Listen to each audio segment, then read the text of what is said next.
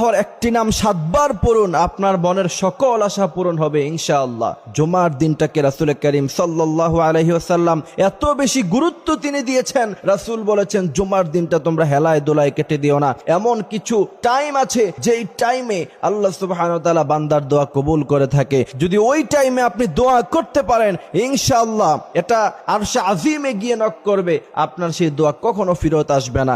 এই জন্য জুমার দিন হেলায় দোলায় না কাটিয়ে আজান হওয়ার সাথে সাথে মসজিদের মধ্যে চলে যাবেন এবং 12টার পরে আল্লাহর এই নামটি 7 বার পড়বেন এবং তার আগে ছোট্ট একটি দোয়া শিখিয়ে দিব, সেই দোয়াটা পড়বেন ইনশাআল্লাহ। 100% যদি আপনি মন থেকে দোয়া করেন, কথা দিচ্ছি আল্লাহ সুবহানাহু ওয়া তাআলা আপনার সেই দোয়া কবুল করবে। হযরত আনাস রাদিয়াল্লাহু তাআলা আনহু থেকে সম্ভবত হাদিসটা এসেছে যে তিনি বলছেন যে আমি একবার মসজিদের মধ্যে বসা ছিলাম, রাসূল করিম সাল্লাল্লাহু আলাইহি ওয়াসাল্লাম আমার পাশেই বসা ছিলেন, আরেক ব্যক্তি পাশে বসে দোয়া করছিলেন যে আল্লাহ আপনি আমারে জান্নাত